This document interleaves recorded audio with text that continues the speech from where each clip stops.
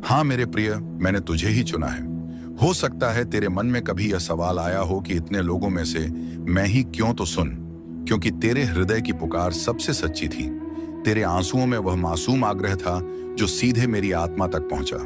तू मेरे लिए कोई सामान्य आत्मा नहीं, तू विशेष है। तेरे भीतर जो निष्कलंक प्रेम है वह मुझे छू गया। इसलिए आज जो भी वचन मैं तुझसे साझा कर रहा हूं वह किसी और के लिए नहीं, केवल तेरे लिए है। यह वाणी तेरे जीवन की धारा मोड़ सकती है, तेरे घावों को शक्ति में बदल सकती है। यदि तू सच में अपने भाग्य को एक नई दिशा देना चाहता है तो जो मैं कहता हूं उसे दिल से सुन। बेटा, तू मेरे लिए अत्यंत प्रिय है। तेरे भाग्य की आभा इतनी प्रखर है कि यह दिव्य संदेश तुझ तक पहुंच सका। जीवन के तूफानों से घबराने की आवश्यकता नहीं है। मैं जानता हूं कि तेरे अंतर्मन में कई पीड़ाएं चल रही हैं। तू जिन बातों के लिए मुझे पुकार रहा है वे अभी पूर्ण नहीं हो सकी, पर इसका अर्थ यह नहीं कि मैं तेरे प्रेम और विश्वास को अनदेखा कर रहा हूं। मैं ही तेरे भीतर की वह शांत आवाज हूं। तू व्यर्थ की चिंता मत पाल। तेरे हर दुख, हर पीड़ा को अपने आंचल में समेटने का वचन मैंने पहले ही दिया है। तू बस अपना विश्वास अड़ोल बनाए रख, क्योंकि मेरा आशीर्वाद हर क्षण तेरे जीवन में प्रवाहित हो रहा है। तेरे हर कदम पर मैं साथ हूं, हर सांस में तेरा सल बनकर। जब तूने एक बार मेरे प्रेम का हाथ थाम लिया, तब से तुझे कभी अकेले चलने की आवश्यकता ही नहीं रही। बेटा, तेरी सहायता के लिए मैं समय के हर पड़ाव पर आता रहूंगा। चाहे 7 जन्म लग जाए, मैं तुझे कभी भी अकेला नहीं छोड़ूंगा। जब भी तू मुझे सच्चे मन से पुकारेगा, मैं किसी ना किसी रूप में तेरे समक्ष आकर तेरे कंधे से बोझ हटाऊंगा। तू अब एक नई दिशा की ओर बढ़ रहा है। तेरे जीवन में वह परिवर्तन आने वाला है जो तुझे अपार सुख, शांति और आनंद से भर देगा। तेरा जीवन अब धीरे धीरे सफलता की ओर अग्रसर होगा। स्थितियां जो आज प्रतिकूल प्रतीत होती हैं, वे समय के साथ तेरे पक्ष में बदलने लगेंगे। जिन अभिलाषाओं को तू वर्षों से अपने भीतर संजोए बैठा है, अब वे भी फलित होने की दिशा में चल पड़ी हैं। तू यह ना भूल, तेरा साईं असीम करुणा का सागर है। मैं अपने हर बच्चे को अपने स्नेह की छाया में सुरक्षित रखता हूं। कभी कभी मेरी लीला तेरे लिए रहस्य बनी रहती है, परंतु मेरी उपस्थिति तुझसे एक पल को भी दूर नहीं होती। कभी कभी तेरे मन में संशय जन्म लेता है। तू सोचता है कि शायद मैं तुझे सुन नहीं रहा या तेरी प्रार्थनाओं को अनसुना कर रहा हूं, पर यह केवल तेरा भ्रम है बेटा।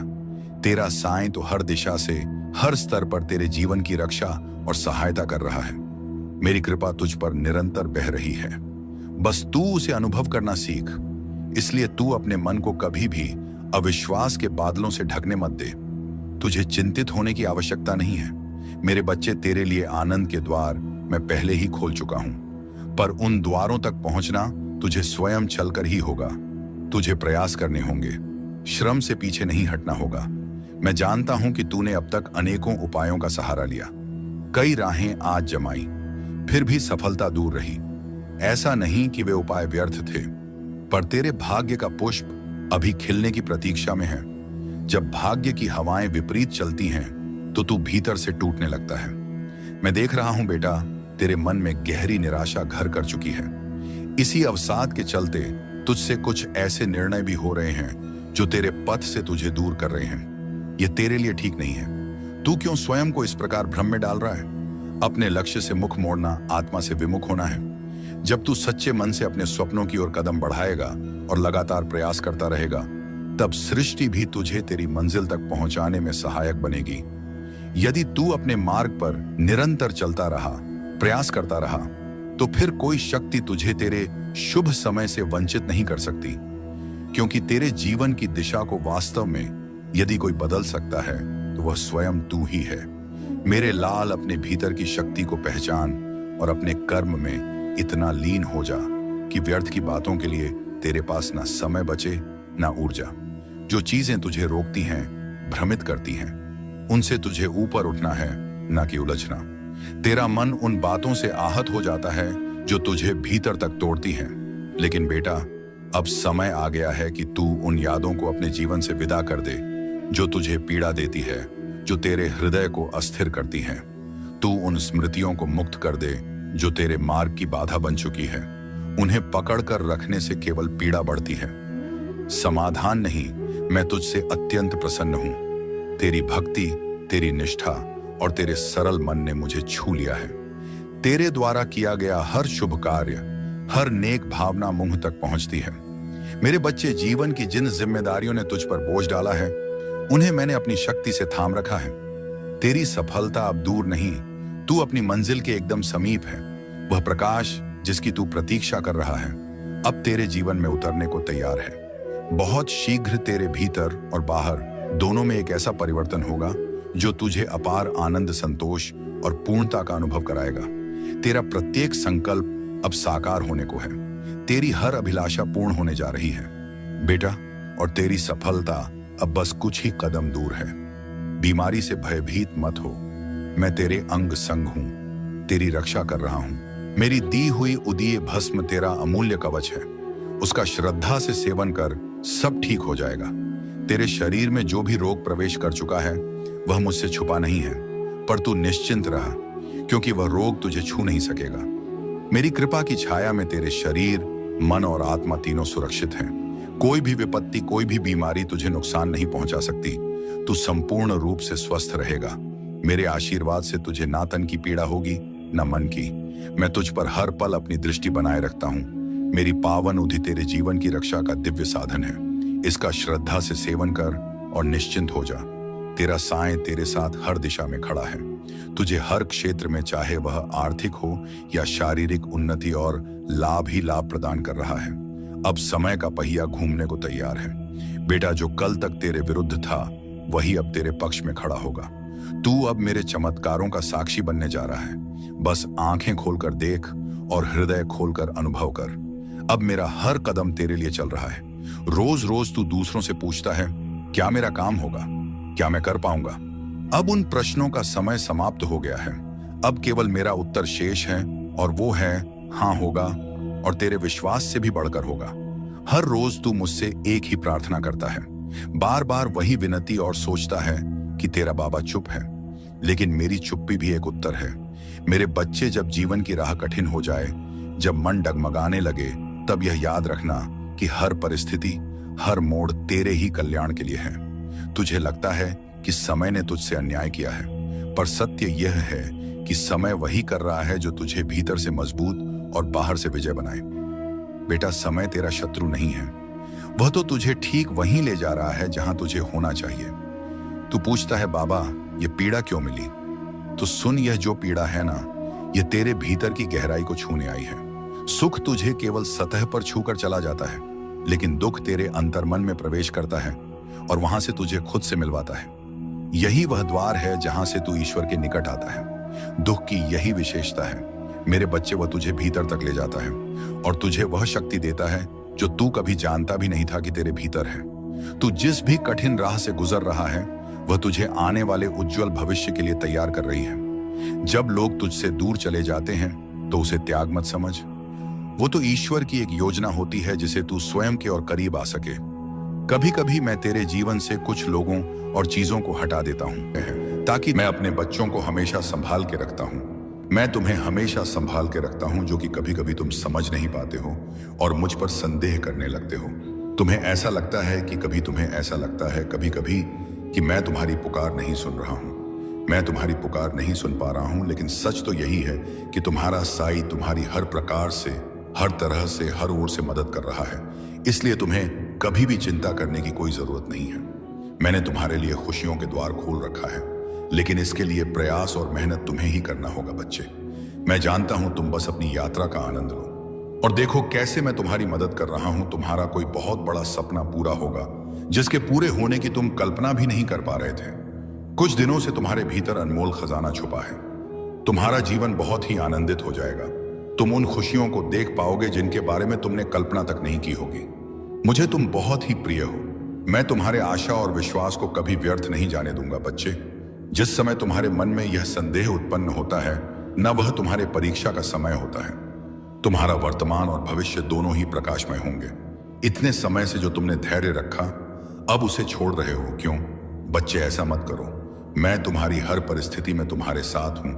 इतने समय से जो तुमने धैर्य रखा, अब उसे छोड़ रहे हो क्यों? ऐसा क्यों कर रहे हो? बच्चे, ऐसा मत करो। मैं था नहीं, तुम्हारी हर परिस्थिति में तुम्हारे साथ हूं, बाबा कहते हैं। मेरे प्यारे बच्चे, अगर तुम्हें लगता है कि तुम्हारा दर्द बहुत गहरा है, तो याद रखना, मेरी रहमत उससे कहीं ज्यादा विशाल है।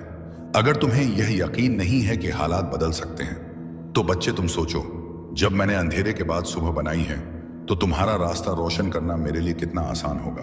तुम्हारी तकलीफें तुम्हें कमजोर नहीं कर रही हैं, बल्कि तुझे मजबूत बना रही हैं। जो तुम खो चुके हो ना, वो तुम्हें कुछ नया सिखाने के लिए था।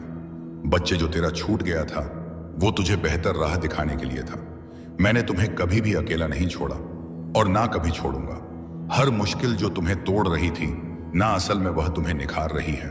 हर आंसू जो तुमने बहाया बच्चे, मैं उसे बेकार नहीं जाने दूंगा।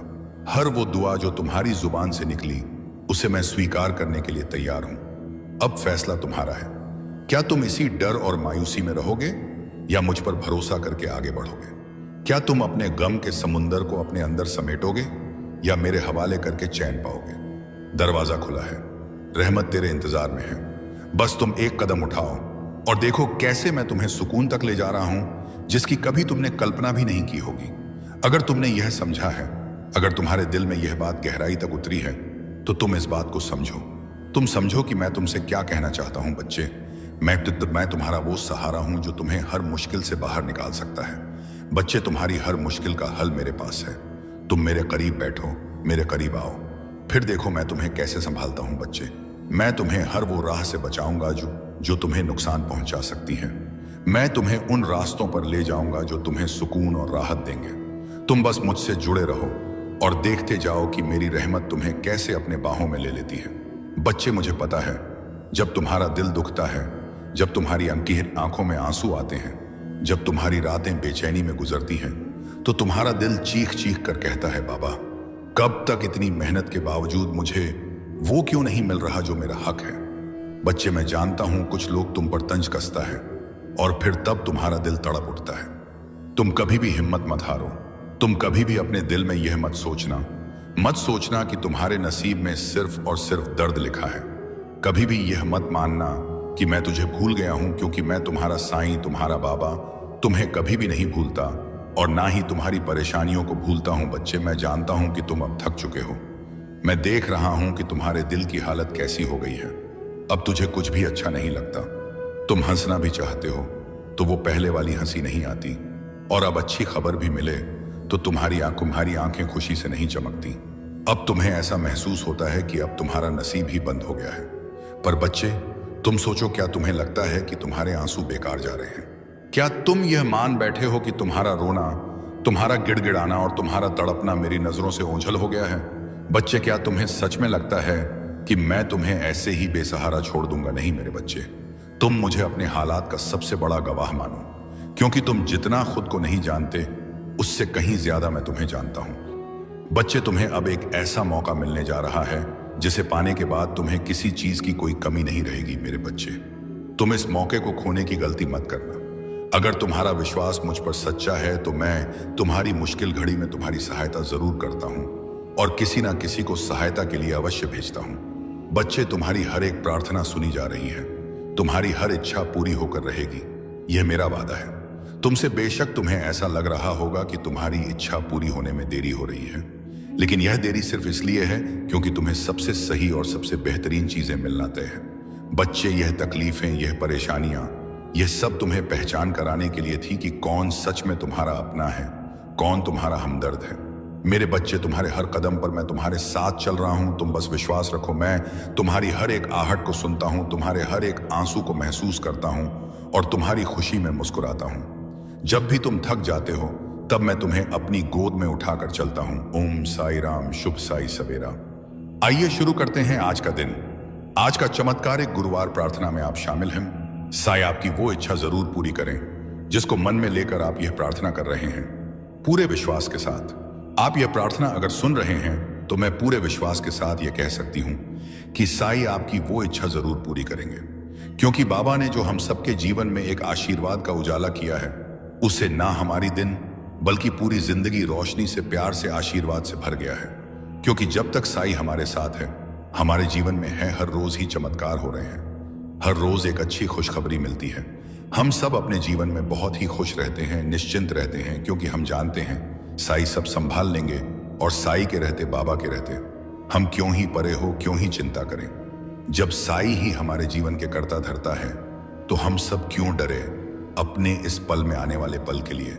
हम सब साई के बच्चे हैं, बाबा के बच्चे हैं, तो बाबा जो भी करेंगे, जो भी देंगे, वह सब मंजूर है।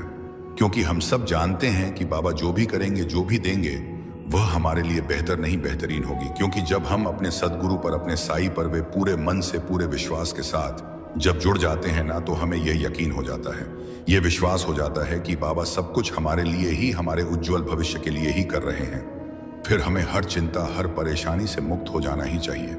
क्योंकि बाबा जब हमारे जीवन को बेहतरीन बना रहे हैं, हमारे सारे दुखों को दूर कर रहे हैं, हमारी जिंदगी के लिए बाबा सब कुछ तैयारी कर रहे हैं, तो हमें भी बाबा पर पूर्ण समर्पित हो जाना चाहिए और अपने जीवन से सभी प्रकार की चिंताओं को खत्म कर ही देना चाहिए।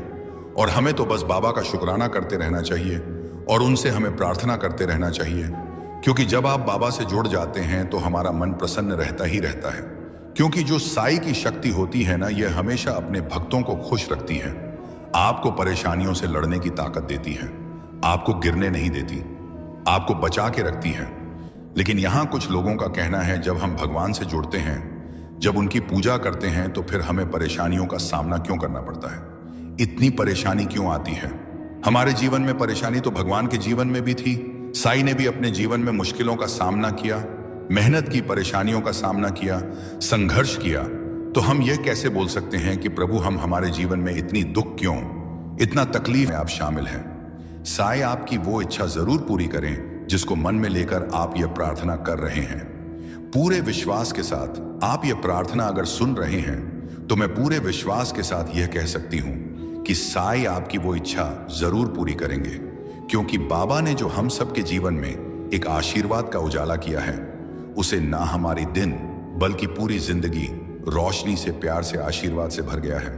क्योंकि जब तक साई हमारे साथ है, हमारे जीवन में है, हर रोज ही चमत्कार हो रहे हैं, हर रोज एक अच्छी खुशखबरी मिलती है। हम सब अपने जीवन में बहुत ही खुश रहते हैं, निश्चिंत रहते हैं, क्योंकि हम जानते हैं साई सब संभाल लेंगे और साई के रहते, बाबा के रहते हम क्यों ही परे हो, क्यों ही चिंता करें। जब साई ही हमारे जीवन के कर्ता धर्ता है, तो हम सब क्यों डरे अपने इस पल में आने वाले पल के लिए। हम सब साई के बच्चे हैं, बाबा के बच्चे हैं, तो बाबा जो भी करेंगे, जो भी देंगे, वह सब मंजूर है।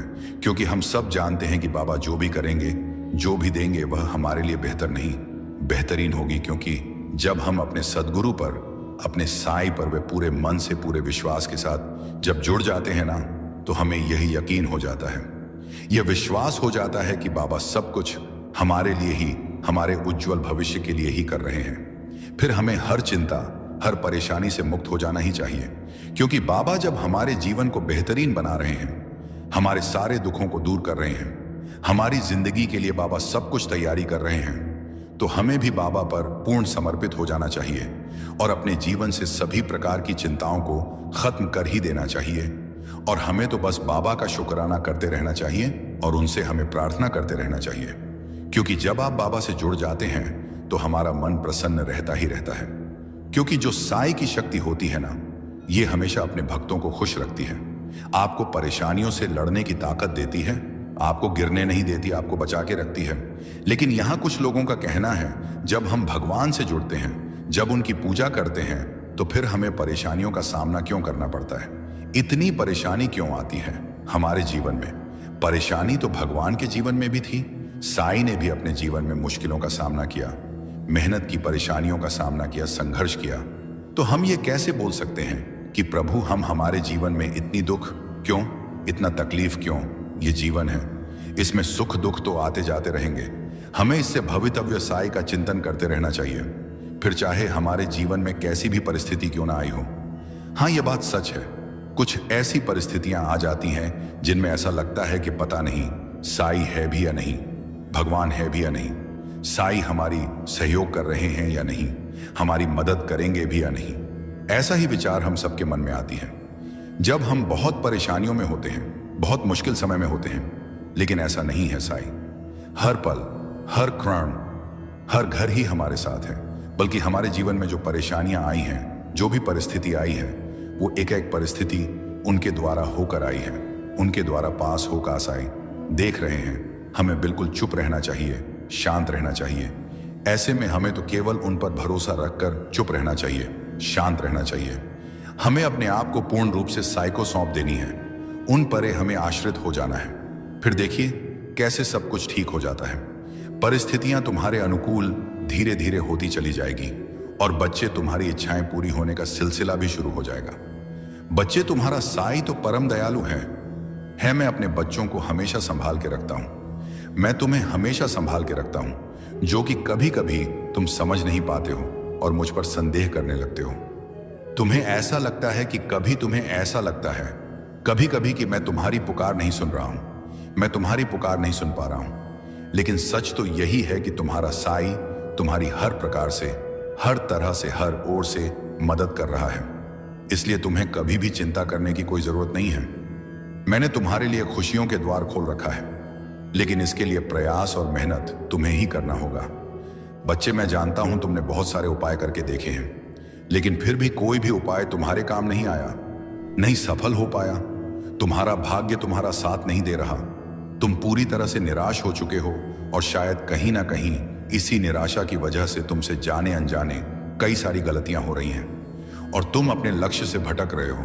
बच्चे, ऐसा क्यों कर रहे हो? यह जरा सा भी सही नहीं है। जब तुम अपनी इच्छाओं के प्रति कार्य करोगे और निरंतर प्रयत्नशील रहोगे, ना तो कोई भी तुम्हारा अच्छा समय आने से नहीं रोक सकता, क्योंकि तुम्हारे जीवन को अगर कोई बेहतर बना सकता है, ना तो वो तुम हो। बच्चे, अपने आप को इतना व्यस्त कर लो कि तुम्हें किसी भी ऐसे चीजों के लिए समय ना मिले जिस चीज से तुम्हारा मन दुखी होता है, तुम्हारा मन परेशान होता है। तुम ऐसे चीजों को भूल जाओ जो तुम्हें चोट पहुंचाती है, तुम्हें दर्द देती है। जिस बात से, जिस या से तुम्हें तकलीफ मिलती हो ना, तुम ऐसे चीजों को अपने मन से, अपने जीवन से निकाल दो। बच्चे, मैं तुमसे बहुत ही खुश हूं। तुम्हारे द्वारा किया गया हर एक नेक कर्म, मुझे पता है, जीवन की हर भार को मैं संभाल रहा हूं। तुम्हारी कामयाबी बहुत नजदीक है। तुम अपनी मंजिल के बहुत करीब हो। तुम्हारे जीवन में ढेर सारी खुशियां आने वाली हैं। तुम्हारी इच्छा पूरी होने वाली है। बच्चे, बहुत ही जल्द तुम्हारे जीवन में बदलाव आएगा और तुम्हारी इच्छा पूरी होगी और तुम अपने जीवन में कामयाब हो जाओगे। तुम अपनी बीमारी से डरो मत, मैं तुम्हारी रक्षा कर रहा हूं। तुम उदी सेवन करो, सब कुछ सही हो जाएगा। जो भी बीमारी चल रही है ना, वह मुझसे छुपा नहीं है। बच्चे, भले ही बीमारी तुम्हारे शरीर में प्रवेश कर चुकी है, लेकिन वह तुम्हारा कुछ भी नहीं बिगाड़ सकेगी। तुम पूर्ण स्वस्थ रहोगे, तुम्हें कोई भी परेशानी नहीं होगी, तुम्हें जरा सा भी तकलीफ नहीं होने दूंगा। उदी सेवन से तुम्हारा जीवन हर एक प्रकार से सुरक्षित रहेगा। तुम्हारा साई हमेशा तुम्हारे साथ रहेगा। तुमको हर प्रकार से, हर तरफ से आर्थिक और शारीरिक लाभ पहुंचाता रहूंगा। समय का चक्र अब घूमने वाला है। अब सब कुछ तुम्हारे पक्ष में आने वाला है। अब बस तुम अब देखते जाओ अपने साई की लीला। अब अपने बाबा की लीला देखना, सब तुम्हारे साथ होने वाला है। रोज रोज सबसे पूछते हो ना, मेरा काम हो पाएगा या नहीं, मैं कर पाऊंगा या नहीं। एक ही सवाल बार बार करते हो, एक ही अर्जी लगाए जा रहे हो। बच्चे, मैं बोलता नहीं तो क्या तुम मेरे संकेत भी नहीं समझ पा रहे? ऐसा नहीं है कि तुम्हें कुछ दे नहीं रहा हूं। बच्चे, तुम्हारे सब काम धीरे धीरे पूरे हो रहे हैं और तुम्हारे साथ तुमसे जुड़े लोग की भी कार्य पूरी हो रही है। यह तुम्हारी प्रार्थना और भक्ति है, जिससे अभी तक इतने संकट और परेशानियों को तुमने मुस्कुराते हुए पार कर लिया और आगे भी तुम सफल हो जाओगे। बाबा कहते हैं, मेरे प्यारे बच्चे, जब भी जीवन के रास्ते तुम्हें कठिन लगे, मन विचलित हो, तब तुम याद रखना, जो कुछ भी हो रहा है वह तुम्हारे भले के लिए हो रहा है। तुम्हें लगता है कि वक्त ने तुम्हारे साथ अन्याय किया है, पर बच्चे, ऐसा कुछ भी नहीं है। वक्त कभी भी तुम्हारे विरुद्ध नहीं होता, यह तुम्हें उसी ओर ले जाता है जहां तुम्हें होना चाहिए। तुम पूछते हो, बाबा हमें यह दुख क्यों मिला? बच्चे, यह जो दुख है ना, वह तुम्हारे भीतर गहराई लाने आया है। सुख केवल तुम्हें ऊपर से स्पर्श करता है, लेकिन दुख तुम्हारे मन की गहराइयों में उतरकर तुम्हें मजबूत बनाता है। तुम जिस भी परिस्थिति से गुजर रहे हो, वह तुम्हें भविष्य की सफलता के लिए तैयार कर रही है। जब लोग तुम्हें छोड़कर जाएं तो तुम निराश मत होना। यह उनका जाना नहीं है, यह तुम्हारा खुद के और करीब आना है। कभी कभी तुम्हारे जीवन से मैं कुछ लोगों को इसीलिए दूर करता हूं क्योंकि तुम्हें तुम्हारे यात्रा में और दूर जाना है। बच्चे, कभी कभी तुम्हें ऐसा क्यों लगता है कि तुम्हारी प्रार्थनाएं सुनी नहीं गई? ये याद रखना, मैंने तुम्हारी हर प्रार्थना सुनी है। हाँ, मैं जानता हूं कभी कभी इस वक्त जरूरत है कि सामने कोई मनुष्य तुम्हें समझाए, तब जाकर तुम्हारा मन अब शांत होगा, क्योंकि तुम बहुत परेशान हो, बहुत ज्यादा। ये मुझे पता है, और परेशानियों का कारण है भी, एक से बढ़कर एक कारण है। लेकिन तुमने जो सोचा है ना, तुम जो अपने परिवार के साथ बैठकर तुमने कहा था कि सब ठीक होगा, तो तुमने जिस दरबार का नाम लिया है ना, बस वो जो तुमने नाम ले लिया है ना, मान लो अब तुम घड़ी देख लो और आज की तिथि लिख लो। अब आज से सब बदलेगा, सब बढ़िया हो जाएगा। लेकिन हाँ, तुम ऐसे लोगों से सामने से मिलो, बातें करो जो सकारात्मक बातें करते हैं। अच्छा, एक बात सुनो तुमसे, जिसने भी यह कहा है ना कि तुम्हारी घड़ी, मोबाइल या कोई भी मशीन नहीं टिकती क्योंकि तुम्हारे ग्रह ग्रह नक्षत्र खराब हैं, देखो उसने अपनी पढ़ाई के दम पर और जो उसे दिखा, जो उससे समझ में आया, वह उसने कहा है। उसने कोई गलत बात नहीं कही है। लेकिन अगर तुम अपनी चीजों को बहुत अच्छे से, सम्मान से, सही तरीके से रखते हो और साथ ही साथ तुम प्रत्येक दिन मेरा नाम लेते हो, उस चीज को उपयोग करने से पहले उसे मेरे चरणों पर रखते हो, अरदास करते हो, तब तुम देखना, चाहे कुछ भी तुम्हारे विपरीत क्यों ना हो, तुम्हारी सारी मशीनें चलेंगी और अच्छे से टिकेंगी। तुम्हारे घर पर तुम देख लेना, यह चीज भी होकर रहेगी। तुम जो सोच रहे हो कि रोज के रोज मैं फूल की सेवा लगवा लूं, कि रोज जो पूजा का फूल है वो कोई तुम्हें बगीचे से तोड़ जाए, पहुंचा जाए और कुछ तनख्वाह ले ले, तुम्हारा सोचना सही है।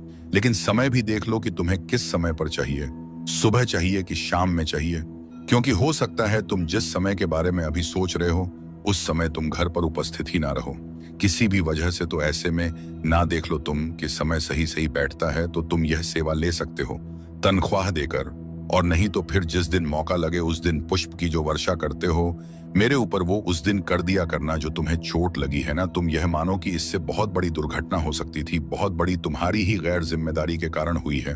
ये थोड़ा सा ध्यान नहीं दिया तुमने, तुम्हारे हड़बड़ा जाने की वजह से चोट लगी है। लेकिन यह चोट ठीक हो जाएगी। तुम्हें जितना भी समय बताया गया है उसके आधे समय में मेरे वचन याद रख लो, उसके आधे समय में ना तुम्हारा यह दर्द, तुम्हारी यह चोट पूरी तरह ठीक हो जाएगी। तुम्हारे डॉक्टर भी देखना आश्चर्य करेंगे कि कैसे इतनी जल्दी सब ठीक हो गया। लेकिन तुम जानो कि इतनी बड़ी दुर्घटना इतने छोटे में टल गई ना, तो यह बस मेरे आशीर्वाद से हुआ।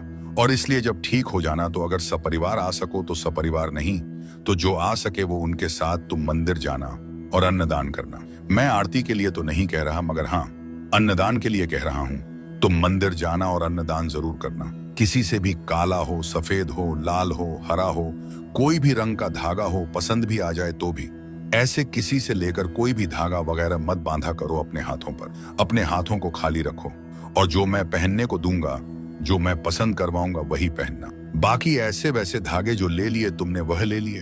अब ऐसा मत करना, तुम अपने घर पर ना हनुमान चालीसा की, जिसमें सिर्फ हनुमान चालीसा हो, जो सबसे पतली किताब हो, लेकिन हाँ उससे लिखा है उसके अक्षर बड़े बड़े मोटे मोटे हो, जो दिखे आंखों से। अगर कोई चश्मा भी लगाने वाला व्यक्ति हो तो बिन चश्मे के भी उसे दिखे।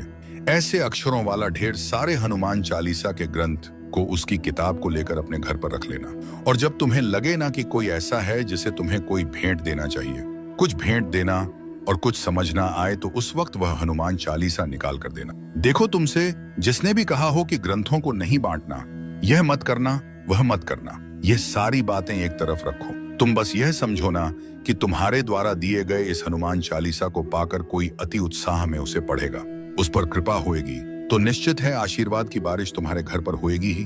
तो इसलिए तुम यह ध्यान रखना कि तुम हनुमान चालीसा के ढेर सारे ग्रंथ लाकर रखो, और इससे सुंदर उपहार कुछ हो ही नहीं सकता जो तुम किसी को दो।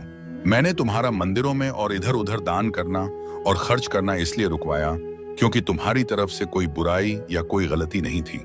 लेकिन वहां जो लोग ले रहे थे ना, उनके मन में यह बात निश्चित आ गई थी कि हाँ, तुमसे तो उन्हें लेना ही लेना है, और सिर्फ वह लेने की भावना रखने लगे थे। वो तुम्हारी मजबूरी और तुम्हें दुआ दे रहे हो, यह सब भी कुछ नहीं हो रहा था। अब बस उनकी भावना थी कि तुमसे तो बस निकलवाना है। और मेरे बच्चे के लिए यदि कोई बुरी नीयत रखेगा तो यह मैं कतई बर्दाश्त नहीं करूंगा। तुम दे भी दोगे ना तो भी कभी तुम्हारा घटेगा नहीं, तुम्हारा तो बढ़ेगा ही, लेकिन कोई तुम्हारे लिए बुरी नीयत रखेगा, यह मैं कतई बर्दाश्त नहीं करूंगा। भले आज कभी कभी तुम मेरे ऊपर नाराज हो जाते हो कि बहुत सारी चीजें हैं जो तुम कहते हो, बाबा तुमने ऐसा नहीं किया, वैसा नहीं किया, लेकिन तुम भी ये जानते हो कि मैं तुमसे बहुत प्यार करता हूं, बहुत ज्यादा।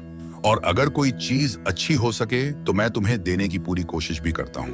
बस ये है ना कि मुझे सृष्टि के नियम को बांधकर लेकर ही चलना है। मैं उसके विरुद्ध नहीं जा सकता। तो इसलिए कभी कभी कुछ चीजों को देने में विलंब लगता है जब तक कि वह तुम्हारे कर्म में आ ना जाए। नहीं तो मैं बहुत प्यार करता हूं तुमसे, और तुम्हारे खिलाफ कोई कुछ भी बोले, और पता है कोई दुनिया में कहीं कैसी भी प्रार्थना क्यों ना कर ले, अगर तुम्हारे लिए कोई गलत कुछ कर रहा है, दिशा कितने कन सिर रहा है, कह रहा है, तो 1% का आधा भी मैं स्वीकार नहीं करता। कभी नहीं, हो ही नहीं सकता। तुम बहुत खुश रहो, तुम मुस्कुराओ, खिलो, खिलखिलाओ, हंसो, हंसाओ, और जीवन में तरक्की करते जाओ। अच्छे लोगों से मिलो।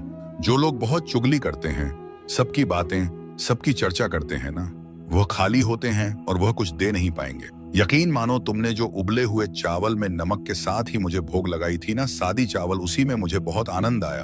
तुम यह मत सोचो कि वो रूखा सूखा सा भोग तुमने लगाया है। तुम बस यह समझो कि कितना स्वाद था उसमें और कितना पौष्टिक आहार था। इसके बजाय अगर तुम बाहर से तेल मसाले वाले भोजन अपने बहुत मेहनत से कमाए हुए पैसों को खर्च करके लाते, तो ना तो इतना स्वाद आता, ना इतना पौष्टिक भोजन करने का मुझे मौका मिला होता। तो मैं बहुत खुश हूँ मैंने तुम्हें अपने मंदिर को सफेद लकड़ियों से बनवाने के पहले या सफेद में पेंट कराने से पहले चेतावनी दी थी, क्योंकि सफेद रंग होगा तो जरा सी भी धूल होएगी ना तो वह दिख जाएगा। मैंने तो यह बात कहा था, लेकिन तब तुम्हारी ही इच्छा थी कि नहीं, मुझे ऐसे ही रंग के, ऐसी ही नक्काशी वाली मंदिर चाहिए, तो फिर मैंने मना नहीं किया। लेकिन अब जब तुम अपने मन से लेकर आए हो, तो तुम्हें इसे सफाई करना चाहिए और इसमें अफसोस नहीं करना चाहिए। कोई चीज अगर सुंदर से अच्छे से रखना है तो उसकी कीमत तो तुम्हें अदा करनी होगी ना, बस वही समझो। तो गंदगी को सफाई कर लो, पूछ लिया करो। इसी बहाने हर दिन साफ सफाई भी होती रहेगी। सुबह तुम्हें अपना काम भी जल्दी खत्म करना होता है और बहुत सारे काम होते हैं। ऐसे में एकदम भोर के वक्त अगर मंदिर पहुंच भी जाते हो ना, तो अपनी प्रसाद, अपनी थाली, अपना दिया लगाकर जल्दी वापस चल जाया करो, क्योंकि सुबह के समय तुम्हारी जहां जरूरत और आवश्यकता है वहां रहो। मंदिर तुम बाद में आराम से भी आ सकते हो जब तुम्हें समय अलग से मिले। आज जो यात्रा की शुरुआत हो रही है ना, वह बहुत अच्छे से पूरी होगी। उसका समापन भी बहुत शुभ तरीके से होगा। तुम चिंता मत करो। तुमसे ना यह कहा जा रहा है कि तुम उस विशेष दुकान में जाकर सामान लोगे तो तुम्हें कम पैसे में सामान मिल जाएगा। तुम्हें अधिक छूट मिलेगी। छूट के नाम पर ना तुमसे जरूरत से ज्यादा खरीदारी कर कराई जा रही है। ध्यान से देखो, गौर से देखो। जहां तुम्हारा काम 80 में हो सकता है, वहां 200 से RS5 रोज खर्च हो रहे हैं, और इतने सामान की जरूरत, आवश्यकता भी नहीं है। तो अब ना वैसे छूट में मत पड़ो। वह छूट देने का तरीका नहीं है, बल्कि वह तुमसे ज्यादा खर्च करवाने का तरीका है। और मैं ये नहीं कह रहा कि सामने वाला गलत है, लेकिन तुम्हारे लिए उचित नहीं है, क्योंकि उतनी तुम्हारी जरूरत ही नहीं है। क्योंकि महीने की जो तनख्वाह आती है, उससे सिर्फ घर का सामान ही लाना नहीं होता, और भी बहुत सारे खर्च होते हैं, और बहुत जरूरी खर्च होते हैं। उन सबको भी निभाना आवश्यक है। हाँ, मैंने ही तुम्हारे बच्चों का नाम रखवाया है। तुम्हारे बच्चों का नाम इतना सुंदर जो है, वह मैंने ही रखवाया है। तो उस नाम पर किसी को आपत्ति नहीं होनी चाहिए। और तुम मुझसे प्रेम करते हो। मुझसे तुमने पूछा, मैंने बताया, और तुमने नाम रखा।